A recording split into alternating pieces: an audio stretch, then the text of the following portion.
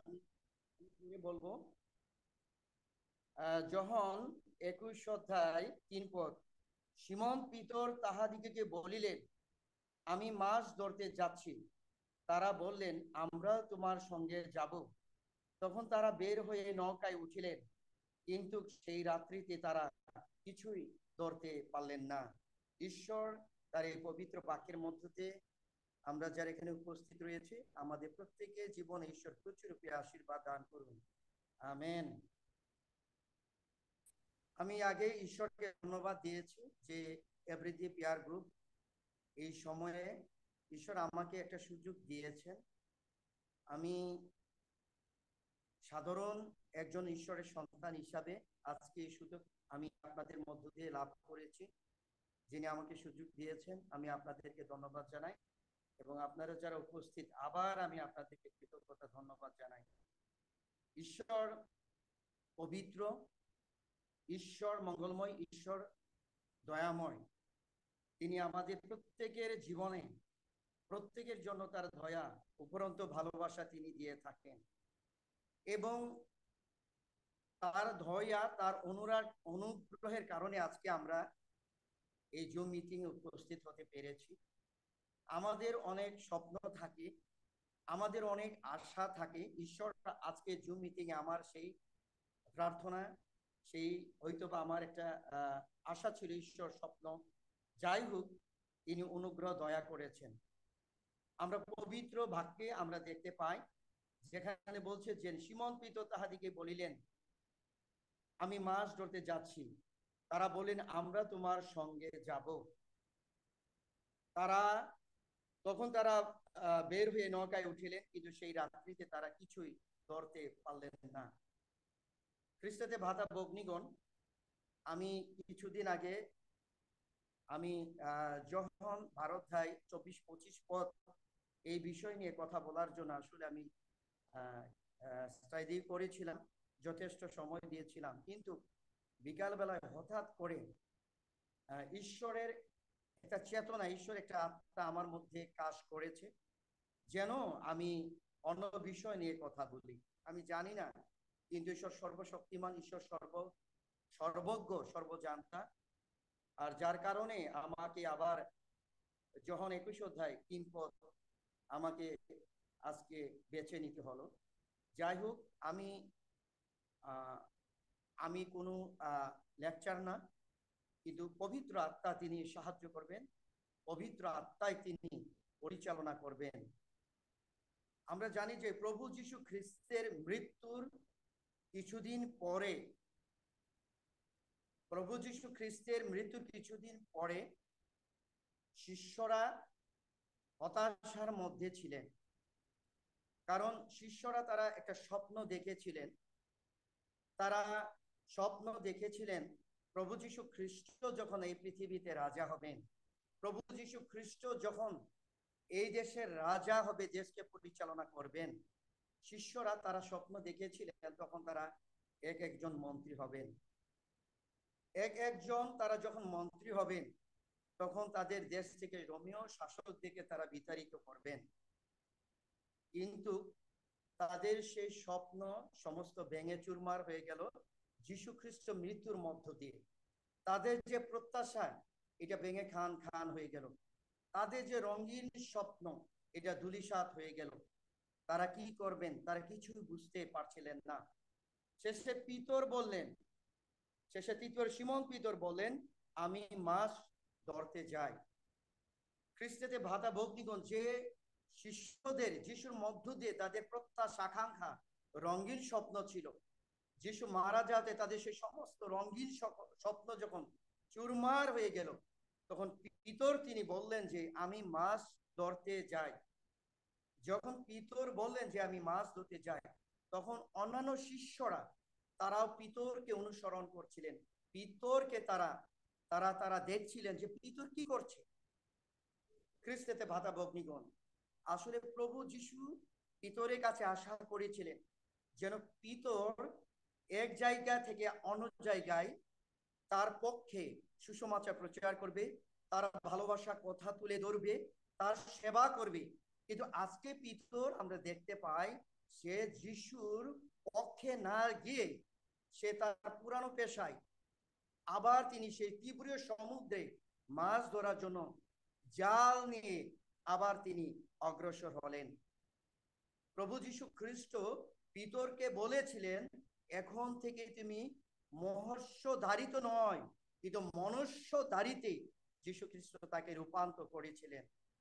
যীশু চেয়েছিলেন যেন পিতর মানুষ ধরা জেলে যেন হয়, কিন্তু তার পরিবর্তে তিনি আবার তার পুরানো পেশায় তিনি আবার অগ্রসর হলেন।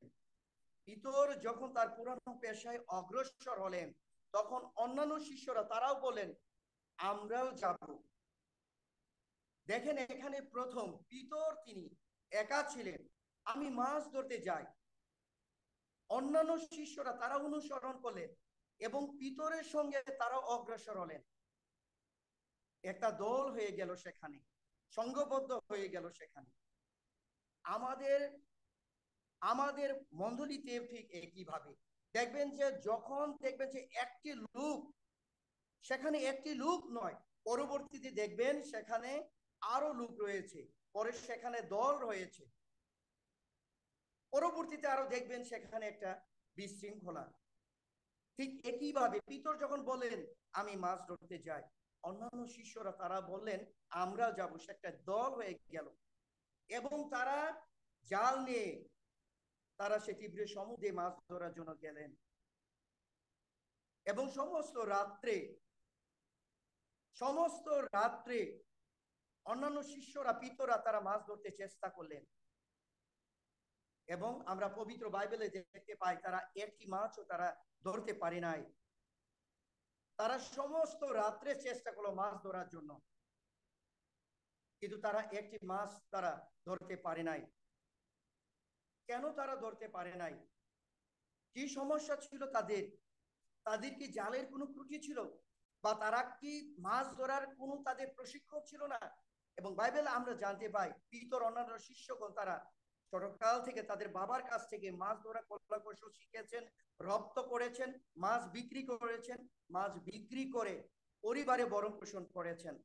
কিন্তু আজকে কেন শিষ্যবর্গ, কেন অন্যান্য শিষ্যরা কেন একটি মাছও তারা ধরতে পারলেন না? খ্রিস্টেতে ভাতা ভগ্নিগণ, প্রভু যীশু খ্রিস্ট দেখাতে চাইলেন যে অবাধ্যতার পরিণাম কি হতে পারে। পিতর অন্যান্য শিষ্যরা তারা মাছ ধরা জেলে ছিলেন, তারা মাছ ধরেছেন, মাছ বিক্রি করেছেন, পরিবারের সমস্ত প্রয়োজন তারা মিটিয়েছে, কিন্তু আজকে তারা কেন ধরতে পারে না?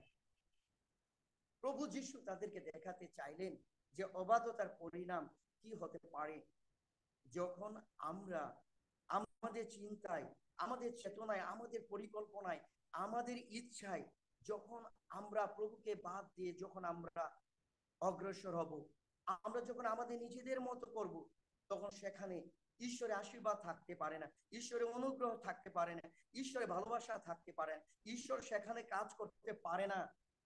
কারণ আমরা ঈশ্বরকে বাদ দিয়ে করি, আর সেখানে শূন্যতা আসে, সেখানে ফল কোনো উৎপন্ন হতে পারে না। যার কারণে আমরা দেখতে পাই শিষ্যরা সমস্ত রাত্রে জাল ফেলে তারা একটি মাছ তারা ধরতে পারে নাই।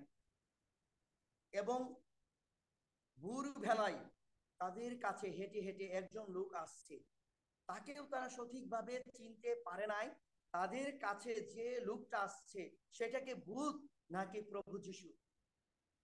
প্রিয় খ্রিস্টেতে ভাতা ভগ্নিগণ, কেন তারা আজকে প্রভু যীশুকে চিনতে পারে নাই? যে প্রভু যীশুর সঙ্গে তারা দীর্ঘ 3 বছর সময় অতিবাহিত করেছেন, একসাথে চলাফেরা করেছেন, খাওয়া দাওয়া করেছেন, প্রচার সঙ্গী হিসাবে তার সাথে ছিলেন। প্রভু যীশু যখন অসুস্থ রোগীদেরকে সুস্থ করেছেন তখনও তার সাথে ছিলেন। মৃত লাজারকে যখন সুস্থ করেছেন তখনও এই শিষ্যবর্গ প্রভু যীশুর সাথে ছিলেন। কিন্তু আজকে শিষ্যদের কি হলো? বাইবেল বলছে যে এই জগতের আত্মিক দেবতা তাদের চোখকে অন্ধ করে দিয়েছে, কারণ তারা ঈশ্বরের কাছ থেকে অবাধ্য হয়ে ঈশ্বরের বিরুদ্ধে তারা করেছিলেন। খ্রিস্টাতে ভাতা ভগ্নীগণ, এবং বাইবেল আমাদেরকে বলে যিশুর কাছ থেকে শিষ্যদের দূরত্ব মাত্র 200 হাত দূরে। তারপরে কেন তাদের প্রিয় নেতাকে, কেন তাদের প্রিয় যিশু খ্রিস্টকে তারা দেখতে পারে না? অবাধ্যতার ধরুন আমাদের জীবনে অন্ধ হয়ে যায়, আমরা ঈশ্বরের আশীর্বাদ আমাদের জীবনে দেখতে পাই না। অবাধ্যতার দরুনে ঈশ্বরের অনুগ্রহ আমাদের কাছ থেকে চলে যায়, ঈশ্বরের ভালোবাসা আমাদের কাছ থেকে চলে যায়।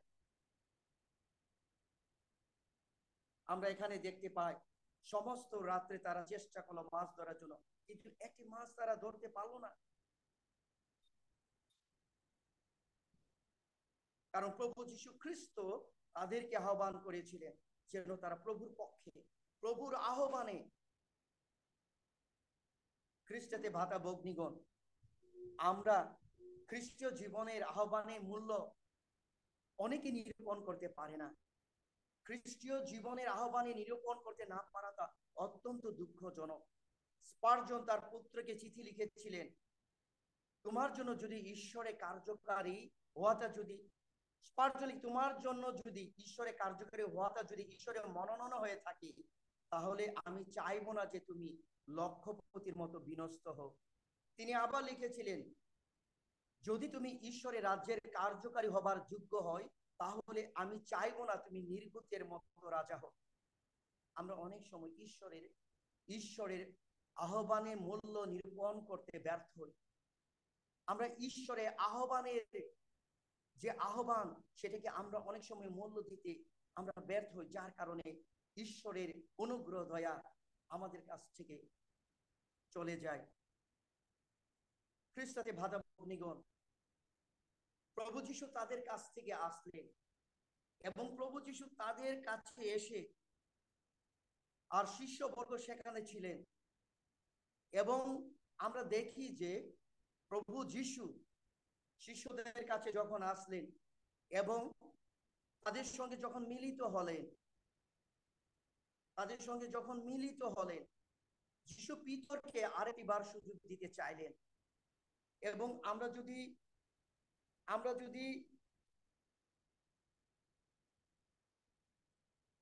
9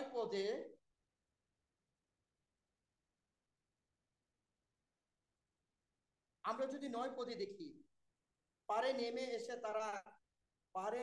এসে তারা কয়লার আগুন এবং আগুনের উপর মাছ দেখতে পেলেন, সেখানে রুটিও ছিল। তখন যিশু তাদের বললেন, এখানে মাছ ও রুটি ধরলে তা থেকে কয়েকটা আনো। সিমন পিতর নৌকায় গিয়ে জালটা পাড়ে টেনে আনলেন। 153টা বড় মাছ ছিল। যখন প্রভু যীশু তাদের কাছে আসলেন এবং প্রভু যীশু তাদেরকে বললেন যে নৌকার দক্ষিণ পাশে জাল ফেলো, শিষ্যরা কিন্তু সমস্ত রাত্রে ক্লান্ত হয়ে গেল গা, এবং হঠাৎ করে একজন অপরিচিত ব্যক্তি তাদেরকে বলছে নৌকা দক্ষিণ পাশে জাল ফেলো। খ্রিস্টতে ভাতা ভগ্নীগণ, অপরিচিত ব্যক্তি যদি আমাকে বলে আপনাকে বলে, তাহলে কি আপনি কি জাল ফেলতেন? কিন্তু শিষ্যরা সেদিন এই অপরিচিতের কথাই তারা জাল ফেলেছিলেন। প্রভু যীশু কথা বলার মধ্যে এত পাওয়ার, এত শক্তি ছিল যে শিষ্যরা জালটা না ফেলে পারলেন না। আর শিষ্যরা যখন জাল ফেললেন, তারা সঙ্গে সঙ্গে 153টি মাছ তারা সেদিন পেয়েছিলেন। এবং প্রভু যীশুকে তারা চিনতে পারলেন, প্রভু যীশুর কাছে আসলেন। এবং 9 পদে আমরা দেখি সেখানে আগুনের কথা বলা রয়েছে। খ্রিস্টতে ভাতা ভগ্নীগণ, আমরা সেই যিশু বিচারের কথা জানি, যেদিন প্রভু যীশু খ্রিস্টকে রাতের অন্ধকারে প্রহসনমূলক বিচার করেছিলেন, সেখানে কিন্তু পিতর ছিলেন এবং পিতর সে আগুনের মধ্যে তার শরীরকে উত্তপ্ত করছিলেন। কিন্তু অবিশ্বস্ত, অস্বীকার, অবাধ্যতার কারণে যতই তিনি আগুনে নিজের শরীরকে উত্তপ্ত করছিলেন, কিন্তু যিশুকে অস্বীকার করার কারণে তার শীতল নিতেশ হয়ে যাচ্ছিলেন, ঠান্ডা হয়ে যাচ্ছিলেন। এবং আজকে আমরা দেখি এখানে আগুন, আজকে কোনো অবাধ্যতা নয়, যিশুর সামনাসামনি এখানে তাদের সামনে রয়েছে। এবং যিশু তাদের কাছে চলে আসলেন এবং পিতর নম্র হলেন যিশুর কাছে। আর আমরা দেখতে পাই, যদি আমরা এই পথটাকে যদি আমরা পড়ি, যিশু এখানে বললেন, শিমন পিতর, তুমি কি আমাকে, এ জহনের পুত্র শিমন, তুমি কি আমাকে ভালোবাসো? যিশু বারবার শিমনকে বললেন, যিশু শিমনকে পিতরকে সুযোগ দিলেন যেন সে আবার প্রভুর পক্ষে কাজ করে। পিতর বললেন, হ্যাঁ প্রভু, আমি তোমাকে ভালোবাসি। যিশু আবার প্রশ্ন করে, জনের পুত্র শিমন, তুমি কি আমাকে ভালোবাসো? যিশু যিশুকে উত্তর দিলে পিতর, হ্যাঁ প্রভু, আমি তোমাকে ভালোবাসি। আবার প্রশ্ন করলেন, হে জনের পুত্র শিমন, তুমি কি আমাকে ভালোবাসো? পিতর উত্তর দিলেন, হ্যাঁ প্রভু, আমি তোমাকে ভালোবাসি।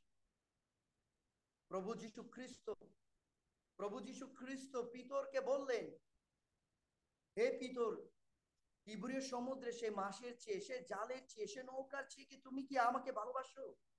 সেই তিবরিয় সমুদ্রে জালের চেয়ে কি তুমি কি আমাকে প্রেম করো? প্রভু যীশু বারবার শিমনকে বললেন, আর পিতর শিমন বারবার বললেন, হ্যাঁ প্রভু, আমি তোমাকে ভালোবাসি।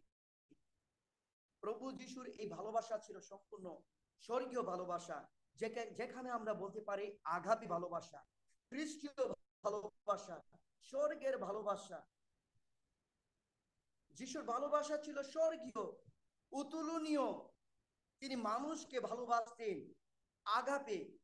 কিন্তু আমরা এখানে দেখতে পাই মানুষের ভালোবাসা, ভিতরে ভালোবাসা, যেটা ফিলিও, সাময়িক ভালোবাসা, বন্ধুত্ব ভালোবাসা, যেখানে নষ্ট হয়ে যায়, ছিঁড়ে যায়, ক্ষণিকের ভালোবাসা।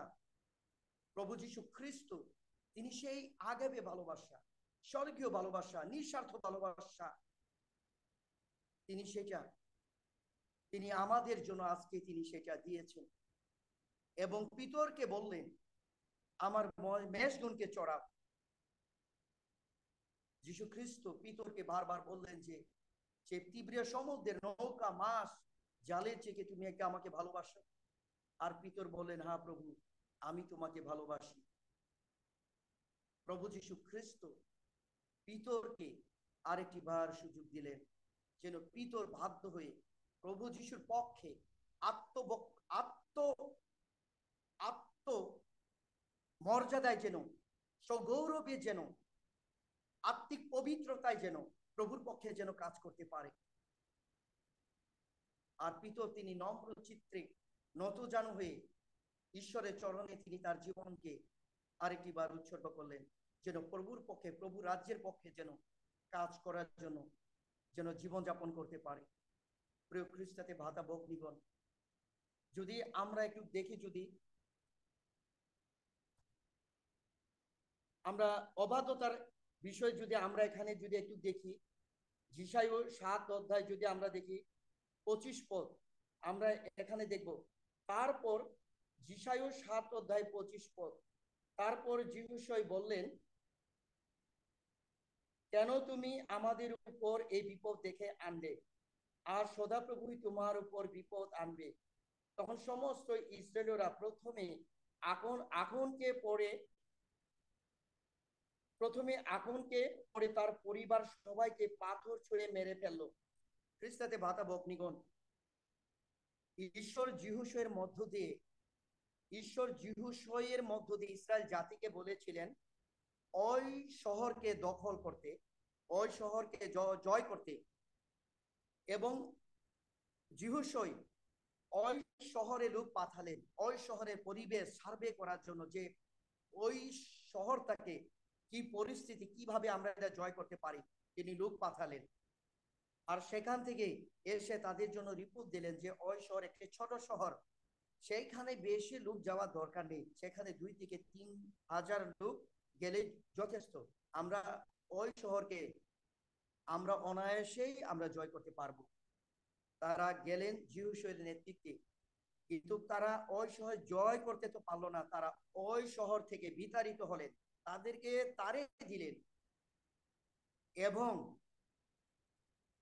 এবং যিহুশয় ইসরায়েল জাতি তারা উবুর হয়ে ঈশ্বরের কাছে তারা প্রশ্ন করলেন, এত বড় বড় শহর তারা জয় করেছে, ওই শহরকে তারা জয় করতে পারলো না। ঈশ্বর আগে থেকেই যিহোশূয়াকে বলেছিলেন, ওই শহর, ওই শহরে জিনিসপত্র কোনো কিছুই যেন তোমরা নিজেদের জন্য না নিয়ে এসো। কারণ ঈশ্বর বলেছিলেন, আমি পবিত্র, আমি পবিত্র। কিন্তু কিন্তু এখন ঈশ্বরে অবাধ্য হয়েছিলেন এবং ওই শহরের মসিনা বস্ত্র রূপা নিজের জন্য, নিজের জন্য সে নিয়ে এসে নিজের তাম্বুতে তিনি সেইখানে পুঁতে রাখলেন। আর ঈশ্বর ইসরায়েল জাতির অবাধ্যতার কারণে, ইসরায়েল জাতির অবাধ্যতার কারণে যিহোশূয়ার নেতৃত্বে ওই শহর তারা দখল করতে পারলো না। আমরা যখন অবাধ্য হই, ঈশ্বরের বিরুদ্ধে যাই, ঈশ্বরের বিরুদ্ধচারণ করি, সেখানে আমরা ফলহীন দেখতে পাই। প্রিয় খ্রিস্টাতে ভাতা ভগ্নীগণ, ঈশ্বর আমাদের জীবনে চাই যিনি ঈশ্বরের মধ্য দিয়ে, ঈশ্বরের আশীর্বাদের মধ্য দিয়ে, ঈশ্বরের অনুগ্রহের মধ্য দিয়ে আমরা তার পক্ষে যেন কাজ করি, আমরা তার পক্ষে যেন আত্মসাক্ষ্য গ্রহণ করি। ঈশ্বর চায় তার সন্তান হিসাবে আমরা যেন বাধ্য জীবন যাপন করি। আমরা জানি যে একটা ছোট বাস, আমি এক্সাম্পল হিসাবে বলতে চাই, একটা ছোট বাস, আমরা যারা সিলেটে থাকি, সিলেটে যারা পাহাড়ে চা বাগানে যায়, আপনারা অনেকেই দেখেছেন যে সিলেটে বাঁশের তেমন অভাব হয় না। জঙ্গলে গেলে সেই বাঁশ ছোট টুকরা যদি আপনি নিয়ে আসেন এবং পরিষ্কার করেন, এটাকে কেটে যদি গর্ত করে, তাহলে দেখবেন যে একটা সেটা বাঁশি হয়ে গেছে। এবং এই বাঁশি যখন আপনি এই বাঁশিকে ব্যবহার করবেন, তখন একটা করুণ সুর, সুন্দর একটা ধ্বনি হবে। এবং এই বাঁশির যে করুণ জোরালো যে ধ্বনি, এটা যে কোনো মানুষকে আকৃষ্ট করবে, যে কোনো মানুষকে, হ্যাঁ, কাছে টেনে নিয়ে যাবে। যদিও বা সে একটা ছোট বাস ছিল, কিন্তু এইটাকে যদি আমরা গৌরবের জন্য, ঈশ্বরের গৌরবের জন্য ব্যবহার করি, সেটা বিশাল। আমরা ঈশ্বরের, আমরা সাধারণ হতে পারি যখন আমরা ঈশ্বরের জন্য আমাদের জীবন উৎসর্গ করে, আমরা ঈশ্বরের পক্ষে যখন আমরা কাজ করি, তখন ঈশ্বর আমাদেরকে বিশালতা তৈরি করে। কারণ বাইবেল বলছে ঈশ্বর আমাদেরকে তার প্রতিমূর্তিতে সৃষ্টি করেছেন। খ্রিস্টাতে ভাতা ভগ্নীগণ, আসুন আমরা, আমরা সাধারণ বাস হতে পারি, কিন্তু যখন আমরা ঈশ্বরের কাছে সমর্পণ করি, ঈশ্বরের রাজ্যের জন্য, ঈশ্বরের পক্ষে যখন আমরা সাক্ষ্য বহন করি, তখন ঈশ্বর আমাদেরকে বিশালতায় তৈরি করে, ঈশ্বর আমাদেরকে আশীর্বাদ করে। আসুন আমরা ঈশ্বরের কাছে নত হই, যেন ঈশ্বর আমাদেরকে উন্নত করেন। ঈশ্বর আমাদেরকে, আমাদের পরিবারকে, আমাদের মিনিস্ট্রিকে, আমাদের প্রত্যেকজনকে ঈশ্বর আশীর্বাদ দান করেন। আমেন।